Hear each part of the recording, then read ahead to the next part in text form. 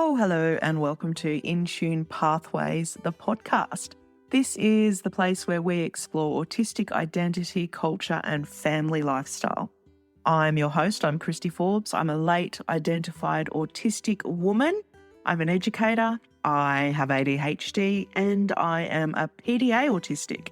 If you're not sure what PDA is, it stands for Pathological Demand Avoidance. Ooh, we'll get into that in future episodes.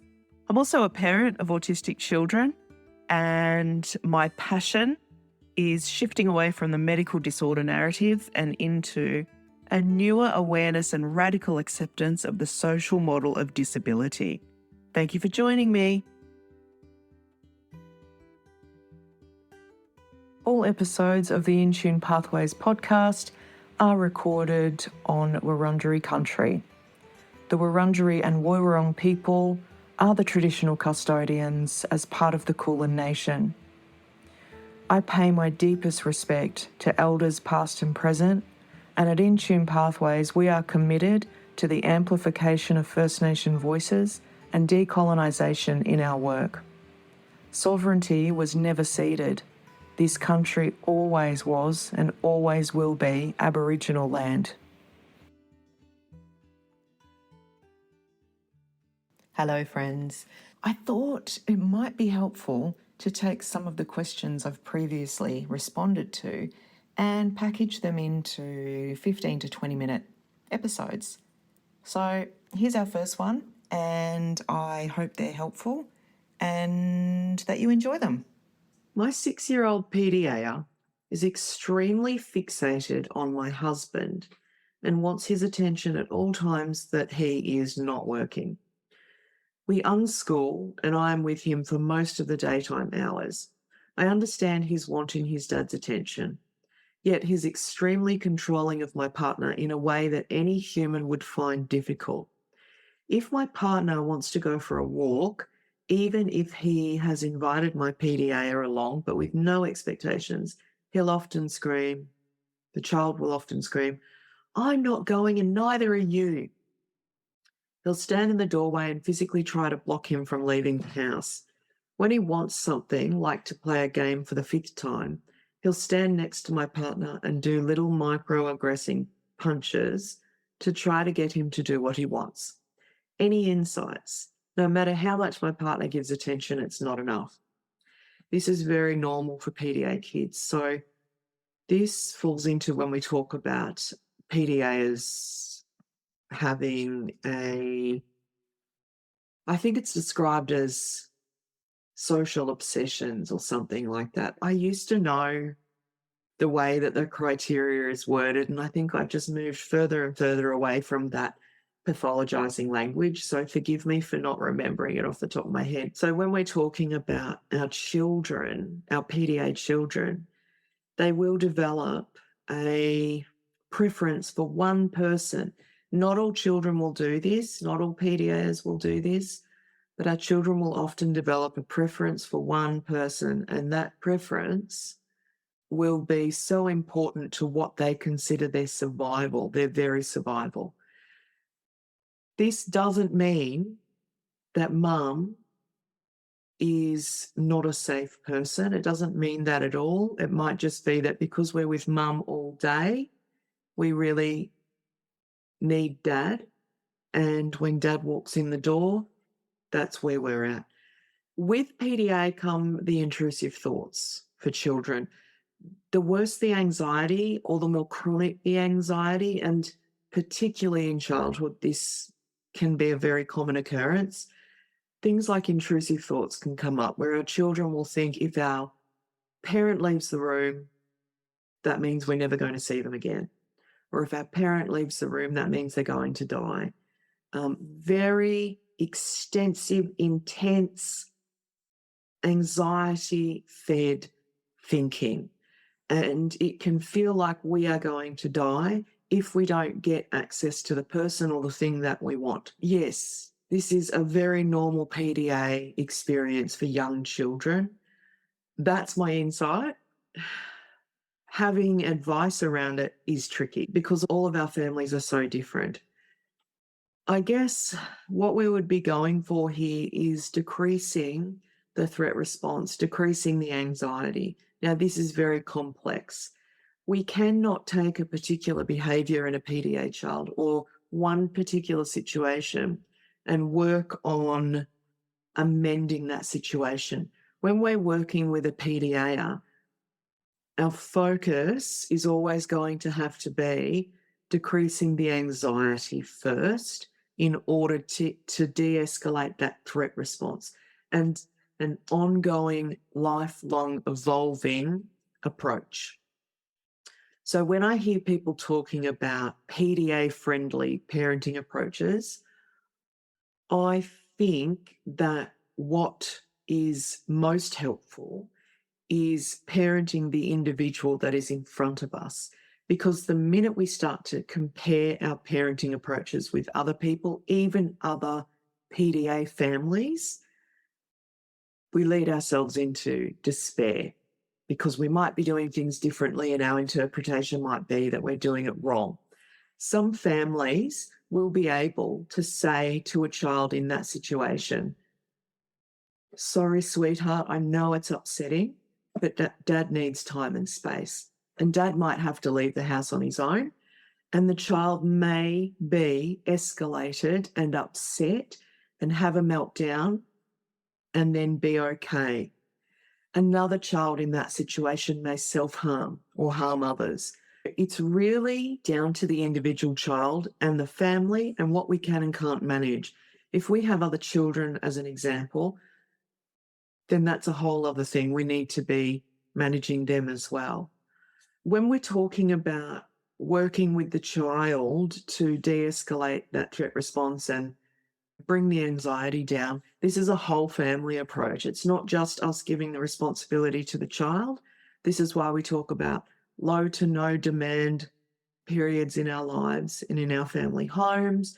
This is why we really hone in on our child's current level of capacity before we start reducing or introducing any kind of approaches. Even starting to implement a no-demand lifestyle can and will often exacerbate behavior and anxiety in our children because it's change. And sometimes we forget that at the heart of PDA is autism. And autistic folks, we often really struggle with any kind of change. So anything we do in our families is going to be a very individual thing. Over time, as we build capacity in our children, we can then start saying, no, we really can tell PDAs, I know this is really upsetting for you, and here's the boundary. Sometimes we talk about regulation and co-regulation, which is really important, but we get confused often about what regulation means. Regulation is not the child being calm all the time. It's not the child being able to hear no and being completely okay with it. Regulation is the way that we respond to our environment in ways that are right and appropriate for us. So my 8-year-old will often want something like a 5th round of the game. And I will say, "Oh, sweetheart, that's enough for me. I really can't do any more because my brain's burning out. I'm tired. And I'm starting to feel really grumpy too. And I don't want you to experience the unkind version of mum." Now, I can say that to my child today, and their response is likely to be something along the lines of, "Oh, fine," and they'll walk off and they'll find something else to do. That's where they're at today in terms of regulation. 2 years ago, it would have been, "You never spend time with me. You don't love me. You love my sisters more than me. It's so unfair."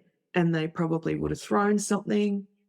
A year before that, they would have put a hole in the wall. A year before that, I would not have been able to have that conversation with them.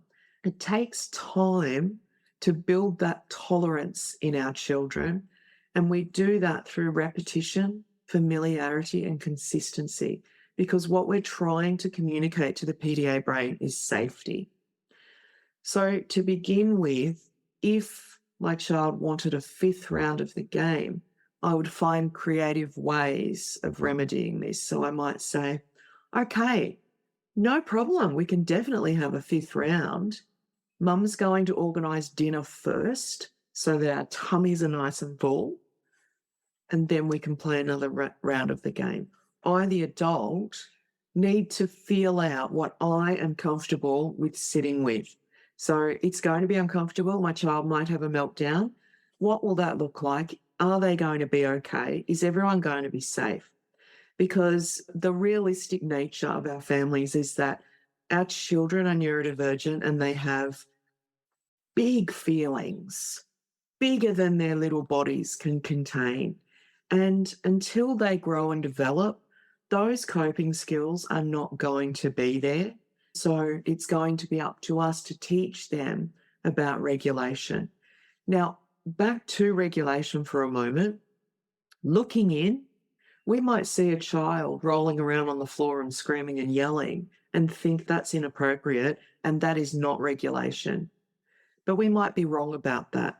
If that child is rolling around on the floor and screaming and yelling, and then they're okay and they're able to hop up and get on with things, that may be how they regulate for now. And that can be okay. We don't set goals like our child will never have a meltdown, because that is completely unrealistic for an autistic person. Or our child will be calm all the time. No human being is calm all the time. I think sometimes we have to have a really realistic look at what regulation is, because everything I read that people are writing about co-regulation and regulation is around calm. It's around balance and calm all the time, and that's not realistic for anybody. Wanting dad all the time, that's okay. That's absolutely okay. It sounds like dad is their person right now, and dad is going to need time to himself, and dad is probably taking on the task of finding creative ways to communicate and work with our little PDA. And this can take us time too. Intuitive connection and communicating, finding a way to communicate to the little PDA's brain that if dad goes for a walk, he will return and everything will be okay. It might be that there's something special that we do on our walk. It might be that there is something special that we do with mum when dad goes for a walk. And this might not work either. Every family is going to be different. I was recently diagnosed autistic in my 40s. Congratulations. My eldest teenager of 3 is autistic. My experience of autism seems to be very different to my son's. What are your thoughts on being careful when identifying as autistic, not to assume that others who are autistic must be having a similar experience? I worry about the pitfalls of assuming likeness, as we are all different, even being autistic. Well, I agree. Absolutely. This is why the diagnostic criteria and the DSM are so problematic, because when they were formulated, they were based on young white males and didn't take into account the culture of being socialized as femmes, as little girls, the way that we were socialized to show up in the world, to be people pleasing and other gender stereotypes. It's really important. I think there are definitely similarities in autistic identity and culture, but we are all different. I'm interested in, as time goes by, whether you might start to identify that your other children might be autistic as well. This is a really common experience. The more we learn about autism, the more we start to see it in other family members as well. And there are very different expressions of autism. based on our masking. So I think this is really important. There are ongoing conversations in our community about female autism and male autism. And I think this is a problematic concept in itself because it almost reinforces that women and men experience autism differently. All people experience autism differently. However, the way that we mask is something that takes years and years, the rest of our lives, to really understand and undo. And again, gender stereotypes play a huge part in how we develop our masks. Being a young girl and having very clear messaging from society around how women are supposed to behave. And I remember being a teenager and studying Dolly magazine. I don't know whether anybody remembers Dolly magazine in Australia. And then Girlfriend magazine. And as I got older, it turned into Cosmo magazine and Cleo magazine so that I could understand how my peers, other girls, thought and felt. I didn't know that's what I was doing at the time, but I was looking for rules and very distinct descriptions about how to be a girl person in the world, because I didn't intuitively know, because the way that I wanted to be in the world was so different to how my peers were. I shaped my mask based on looking in magazines at how I should style my hair, what clothes I should choose, and how I should do my makeup, how I should walk, the tone of my voice, everything, cultures, where we come from in the world, our race, our family culture, what we do for a living. Being a teacher meant that my mask was also formulated around what I did for a living, how I should show up in the world. My autistic brain was always looking for very clear definitions and rules around identity and how I should behave, and that's how I formulated my mask. So now as an adult, now I know I don't have female autism. I don't have a type of autism that's different to other people. I just show up in a very particular way because of societal ABA, being trained inadvertently to be the way I am and masking autism. So yes, absolutely, we are all different, absolutely. And then there are co-occurring conditions and neurotypes as well. So some of us will be autistic and ADHD and not know. It wasn't until I started medication for my anxiety that my ADHD became clearer. And then I just went, how did we miss this? It should have been the first thing that we picked up about me. And then there's PDA, of course, which will again be another experience of autism.